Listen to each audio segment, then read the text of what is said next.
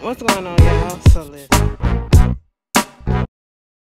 What's going on, y'all? So we are back again for another episode review of The Shy. This is season 2, episode 9, guilt, viral videos, and ass whoopings. Okay, so we just gonna take it person by person. Ronnie, girl. Basically, Detective Cruz is over Ronnie. He is trying to find any and everything that he can to lock Ronnie up. He's putting up a paper trail and all that because Ronnie woke up in the jail and was wondering how he got there. And so he told him that. Tracy brought her ass down there and bailed him out, and she was like, anything that I can do for you, I do it because you didn't help me out so many times. And I'm just sitting here like, girl, okay. And so at this point, they had this little conversation about how he ended up where he was. He said he just fell out the wagon. He pushed too hard with Jason's baby mama, and she pushed him away. And Jada, he messed that whole thing up with Jada. And then, Trace was like, it's not just you that she pushed away. She pushed me away too. She said that she about to move down south. She was thinking about moving down south with her father because um her father's people down there and she needs some help. Okay. And he was like, Ronnie was like, she got people up here and all these people can't help or whatever. And it was like, yeah, but this is her choice. This is her. She's the mother. So it's up to her and what she wants to do. So later after that, he decides to go to a meeting. He got his license revoked because he has the DUI on his case right now. And so Tracy was like, I'll take you wherever you need to go. And so at this point, I think he did go down to, I don't know if she took him or whoever, but he did go to an Alcoholic Anonymous class, okay? But he didn't go inside. The instructor, the leader, the head of it, he came out and was like, you're a new face. And so at this point, y'all, it is 1:16 in the morning. If I look tired, that is why, okay? My face, bitch, listen.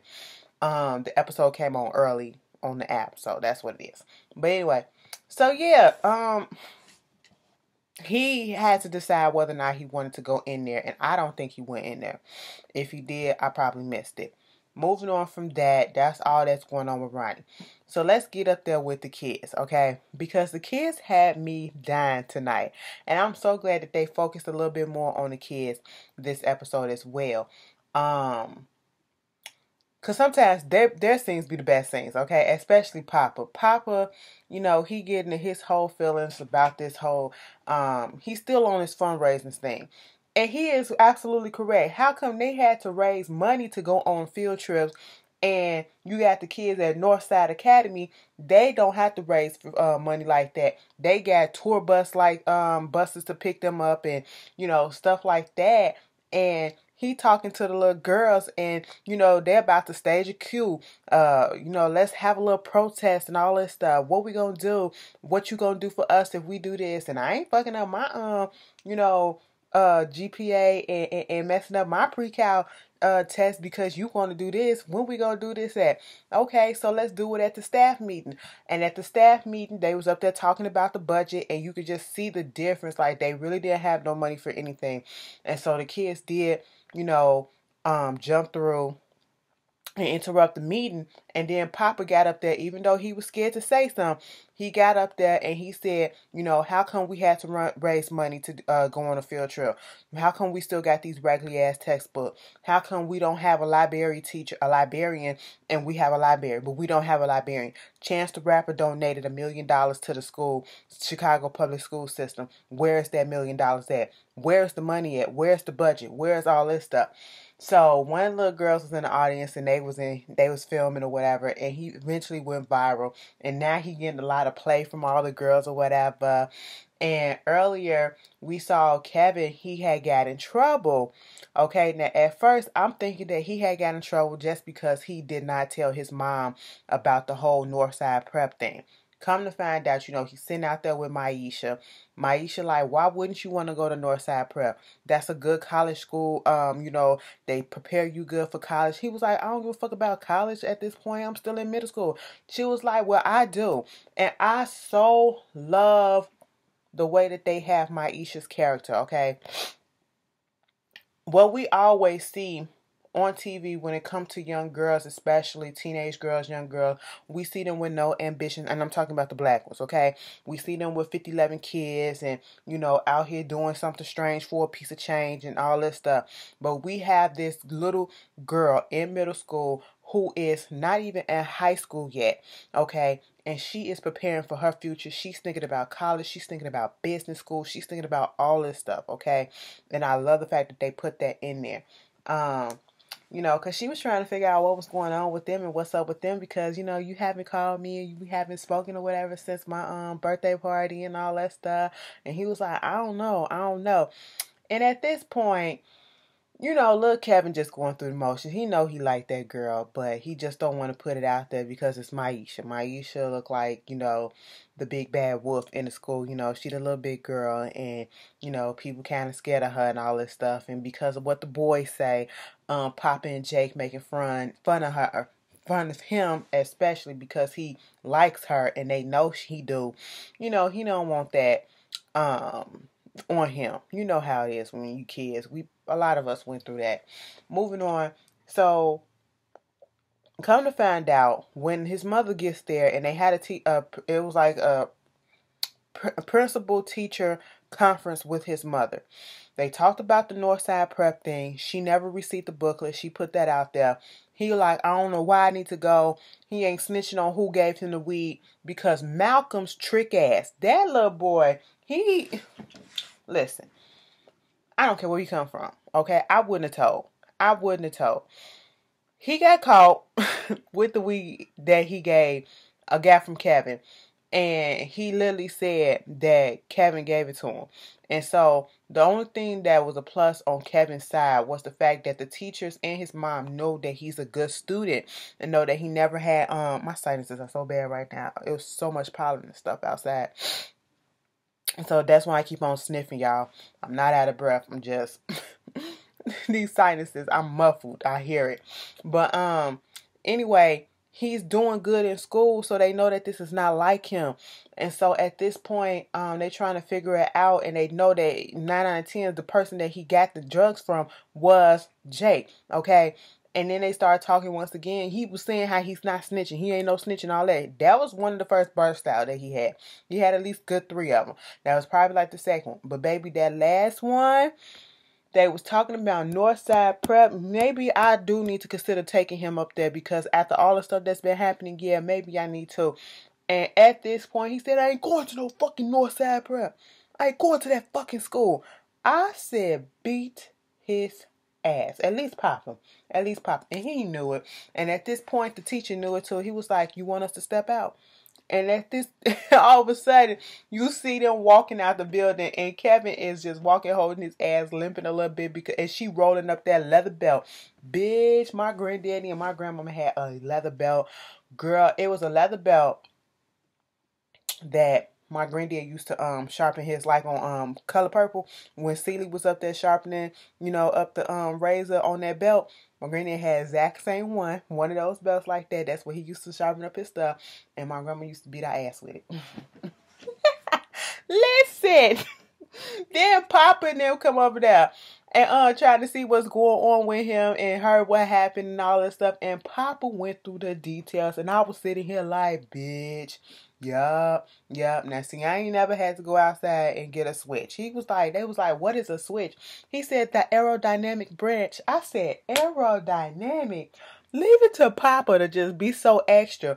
It was like, you got to get the right one, and, you either get hit with that, or you get hit with a broom, or you get hit with an extension cord. My mama beat my ass so much one time with, something that her wig fell off. He was like, don't worry about it, because I didn't be beat with both, with a whole bunch. And you got to be careful with the extension cord, because that borderline on DCFS coming in. And I said, bitch, you damn right. Now, somebody gonna say, oh, you shouldn't be, that's abuse and all that stuff. Shut your ass up, because it's not. Okay? Excuse me. Depending on the force, that's abuse, okay? Depending on the frequency, that's abuse. Few wax, 1, 2, 3, you good, okay? Because sometimes that's all that it takes. But, what did he say when he told him the leather belt? Oh, she went caveman style or prehistoric style on you or something like that. I said, boy, Kevin was like, shut up, because y'all ain't even supposed to be here right now. And so, you know, at one point they get back to school, and after Papa gets through going viral and the girls is just coming up to him and everything, and this one girl come up and was like, "Hey Papa, you want to go get some pizza?" And he was like, "Yeah, sure, as long as my boys can come too with your girls." And then she was like, "I mean, Jake can come, but not Kevin." He was like, "Why not Kevin? Cause ain't nobody trying to be dealing with Maisha. That's Maisha man, okay?" He was like, "That ain't my girl." "What? That's your girl. We saw y'all kissing at the party and all that stuff." "Wait a minute, you kissed Maisha? You up here kissing her? Listen, now you got a girlfriend and a bodyguard." I said, "Bitch." I said, "Bitch." And I said, "Papa, I know your love." You know what? I seen something about how it's always little chunky motherfuckers. I don't want to call it, you know, Papa got a little baby fat on him. But in the adult world, it's always big niggas that's talking about big girls, talking about how they wouldn't date or do this and do that. Girl, with your stomach and you looking like the leather motherfucking pea, boy, if you don't get your ass out of here, you have to lift your stomach up to see your shit. But anyway, moving on from that, he was like, "I only kissed her because I ain't want her to feel bad." And Maisha was in the back and she heard it. And you can just see it in her face. I said, "Oh no." And she just walked away. He was like, "Yo, Maisha, I'm sorry. I ain't mean it." She walked away, put that middle finger up, and just kept on going. I said, "Damn, you better go get your girl." Brandon literally came over there trying to talk to him about why you throwing your life away. You over here listening to your friends. You got them dictating who you should date, who you should do this and what you should, you know, and listen to, look what happened. Look exactly what happened. You done fucking lost your girl over some shit because you wanted your approval from your friends. Girl, that was a good talk that Brandon and, you know, Kevin did have. Okay. Moving on from the kids. Let's get to Jake. No, Emmett and Keisha. Emmett is, well, no, we'll save Emmett for last because Emmett got some shit going on. Let's get to the whole thing with this Toussaint. Toussaint and Cruz, you know, they're going back and forth about this Brandon thing. Toussaint came over there to Brandon's truck trying to see, you know, how the tacos are, trying to get a feel for him and striking up a little conversation and all that stuff. And, you know, she was like, "Yeah, he a good boy and all that." But when she was looking at talking to Brandon, she also noticed, I gotta get my pronouns right. She also noticed that 63rd Street Mob was sitting out there in the Cutlass, okay, and yet they got a pizza from Otis Perry coming over them for free. You know what I'm saying? And so she just observing all of this stuff. She's tell Cruz, and Cruz is still telling her, "Brandon ain't what you think he is, okay? He's a good boy. He ain't doing the drugs and all that stuff. You know, he ain't selling this. He ain't doing that. He's still dealing with the death of his brother and all that." And it was like, "Did you tell Brandon that we was looking into him?" "I mean, we was talking and the matter came up, but you gonna fuck up my case." So now she pissed off at him. And so at this point, they had some information to go on about the real estate woman who got killed. Okay, she worked for Family C Real Estate. Who is the head of Family C Real Estate? This man named Gaines. Okay, he's taking care of the funeral, and he just so happens to be a black guy. Okay, they go to the funeral home and come to find out Mr. Gaines is connected. All right, he act like he wasn't. And he said he is a Southside native, but he got real estate all over the country. And so therefore, he know what the, you know, you either be in the gang or not. You know, the gang, they choose you, okay? It's not your choice, basically, all right? And so they're trying to put the connection together if he, you know, using the 63rd Street mob as muscle. He basically trying to make it seem as though he's not doing anything. They connect the dots and find out that he went to Statesville in 1986 or 89 and he was cellmate or whatever with one of the top gang leaders of the originator of the 63rd Street mob, who we saw earlier in earlier episodes. That dude I went down there to talk to. And you know, he was like, he one of the main gang leaders. He gonna be in jail for 100 years. So he gotta be the shot caller. They treat him with respect or whatever. So you know he gotta be under him and all this stuff. So you know he connected. And he the one using his muscle to get these people out these homes so he can sell them and all this shit. They put two and two together, and that's what happened. All right. And the white girl was a casualty, you know, a casualty of war. That's what it was. And so they putting all this together. at this point, did anything else happen in between that? Okay, they found all that out. And so, um, Tucson still got her feelings about Cruz. Cruz go over there talking to Brandon and admit to Brandon that, he's the one that told Ronnie about Coogie being there at over Jason's body or whatever, and that's what made him go out there. He said, so if you're gonna be mad at anybody, you need to be mad at me. And so at this point, in the in the police station, Cruz and the main detective, I guess their boss, calls Tucson over there to them, and then they tell, because they went to go talk to Duda. They went to go talk to Otis Perry because they was like, yeah, he said he has an investor and all that stuff, and I guess he was getting a little bit too close. Let me tell you something.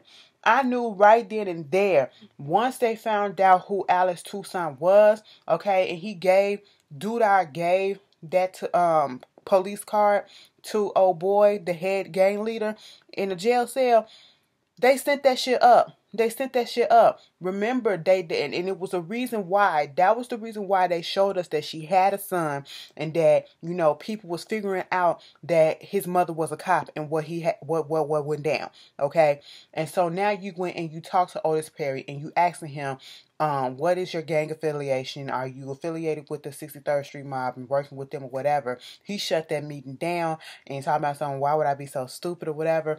And so at this point, she get told that her son got attacked in juvie.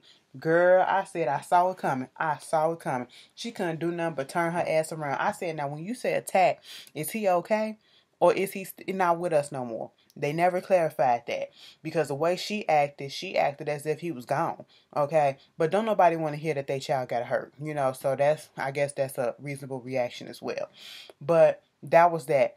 Moving on from there, let's get to Emmett. Emmett is doing good. Emmett is at Sonny's place, and he's doing his managerial work and just being very nice and hospitable to all the customers coming in. And at one point, he was at the desk, and this guy comes in with this young girl. And this whole thing, when we say no fucks was given, and this is true, bitch, R. Kelly. That's all they kept on saying. They kept on equating the track coach as R. Kelly because he came in there with another young girl that wasn't Keisha. And she looked younger than Keisha, okay? And at this point, Emmett had realized who it was, and dude realized who it was, and he was like, "Nah, you little man, I ain't no little man. I'm a grown ass man or whatever, and I don't like him young like you do." Okay, so he told old girl to go sit down. He talking his stuff to him, giving him some money, trying to shade him about, you might need to save up in this raggedy ass place and all this shit. And so at this point, Emmett talking to Brandon about what to do. He need to set up something to talk to Keisha. It was like, no, you can't just go ahead and tell her because she gonna not like you, and she ain't gonna take that shit well. You gotta set that shit up. You gotta tell her brother or tell her mama or something like that. But what wound up happening is, Brandon set up a meeting with Reg to so that he can do something about oh boy, so he won't be out here fucking around with no kids no more. Okay. Or I should say young girls. And, he said, don't hurt, like kill him or whatever. But in exchange, the crew can come in and get food whenever they want to, whenever Emmett is on staff. And so at this point, dude was driving down the street, and they got in front of him, right? Got out the car, beat his ass. Big Mike went over there, beat the shit out of him. Reg was just looking, this will teach your ass not to touch them young girls and all this stuff, you little nasty motherfucker. Okay, little pedo. And just beat him down in the middle of the street. And then we realized, Emmett had put this day together. It was really nice, okay? Really nice for Keisha. And he was going to tell her what was going on.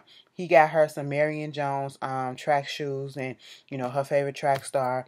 And she was like, I feel bad accepting these gifts from you and everything when I'm still not over my dude or whatever. He was like, it was, yeah, we broke up, and, he got beat up. Somebody jacked his car, and he's just in a bad spot right now. And, I'll be okay and all this stuff. And it was like, so what is it that you wanted to tell me? And he didn't want to go in here and tell her the truth. He just said, you, my friend, I miss my friend, and you deserve to be treated like a lady. I was like, oh. Oh, that's cute. And then later after that, when the whole dinner was over with, Brandon had asked Emmett to be his best man. Of course, he said yes. At the very end of this episode, everything that we said about Emmett and Tiffany hooking up and him raw dogging the fuck out that girl, if we did not know that they raw dog, we know now, okay? Because Tiffany came into the shop, came to his place of work, and he's so happy that, you know, he got on child support. He's able to get health insurance for the kids and, you know, giving her all that information. And she just looking all depressed and sad and shit. And they sit down and she was like, Emmett, he was like, don't be too happy about getting child support and all this stuff. And, you know, don't use all this insurance because the premiums is high as shit, you know. And it was like, what's going on? She was like, Emmett,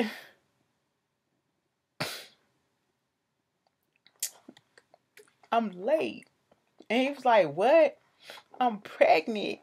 Did y'all see that video of that little white boy who was crying and said, I'm pregnant? Shit was hilarious. I mean, he was dead ass crying like, I'm pregnant and I'm not ready. You know? But anyway, we was like, damn, Emmett. Damn. Okay, we knew. At this, and it comes at a time, and you sitting there like, damn. And I'm sitting here like, what you damning for? You knew you didn't use protection, and you didn't pull out. So what did you expect? You got 3 other kids. You got 3 kids already. Okay. And no, 1, 2. Yeah, you got 3 kids. Okay. Now you're about to have a 4th one. You just will never learn. You are literally about to be your father. Okay, the man that you can't stand, you are literally about to be him. I said, I don't even feel sorry for him. But anyway, y'all tell me how y'all felt about this episode, and I will see you guys later. Peace.